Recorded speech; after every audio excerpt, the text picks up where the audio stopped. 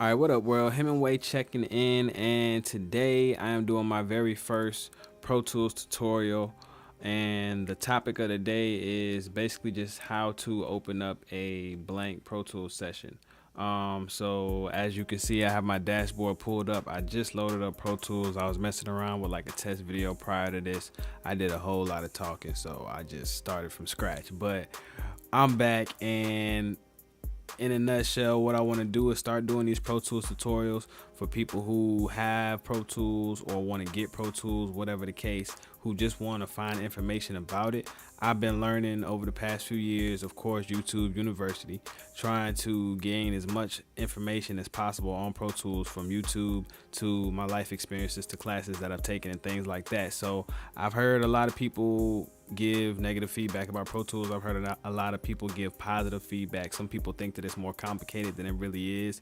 And as you'll probably hear going on, depending on how long you've been into music or engineering or rapping or whatever it is, like if you learn one platform, you really kind of know them all. You just got to get used to where stuff is, like where the buttons are and how it's set up and how it's laid out. But once you know how to record, you know how to record, in a DAW, like in a digital audio workspace. Once you know how to do that, you know how to do it. It's pretty simple. So I'm not gonna ramble on too much longer. Today what we're doing is we're just opening up a blank Pro Tools session. So I have my dashboard up, and what I'm gonna do is just kind of explain the dashboard briefly. Once you load up Pro Tools, it loads, opens up. You have the dashboard create, you have recent, or you have projects. Obviously with projects, it's asking you to sign in. I'm never really signed in through my projects, but basically it connects you to the cloud. I hardly ever use that option. You always have to have the internet for that one. Recent is just whatever I've opened up recently. So as you see, I was mixing some sessions for my homie Blake. So these are some songs I was doing for him however long ago. And then go back to create, and you have the type of session you want, which you want to just click on session local because it'll save to the computer and you don't need internet access. You can click on create from template, and it'll give you a type of template that you want to create from. So like if you knew you had a rock band, a blues band, whatever, or if you were just doing drum and bass, you can click on the template and it will open up like that once you actually click create down here. But that's not what I'm going to do today. I'm opening up a blank template. So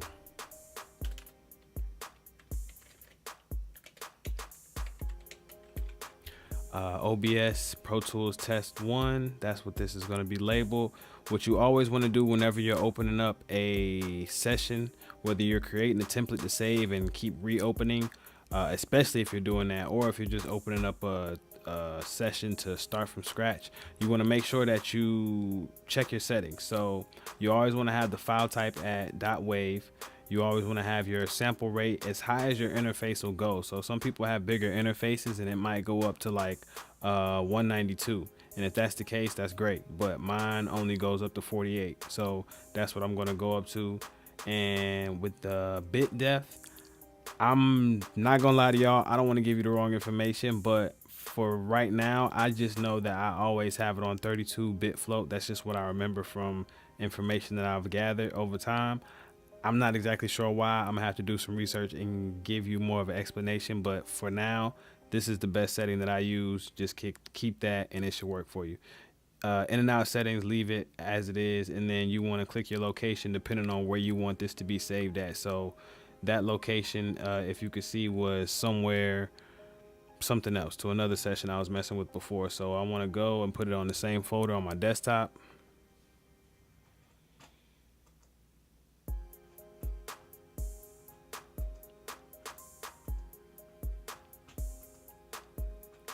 All right, so I have the most important things here is you want to have it labeled however it needs to be labeled. Label it the right way so you can go back to it, and then you want to have it saved to the location of where you need it to go. That way, whatever you have going on, it's all in the same folder, in the same file, in the same area, so you don't have a hard time finding it, right? And then interleaved, when you actually get to building your session, go ahead and click that because it actually makes your song one. Otherwise, you're going to have like stems bounced out one by one and stuff like that. Click create.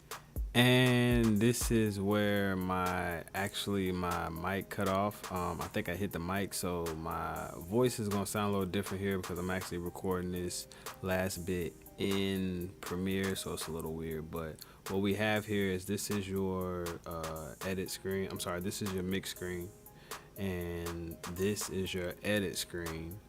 And up top you have all your controls and everything like that. But once you have your session open up, those are the two screens. Again, this is the edit screen. When you start to pull up tracks, they'll all load up in your edit screen. And then the next tutorial, what I'm gonna do is start to actually add tracks in and explain tracks and things like that. But this is pretty much it for the most part. You have your session open.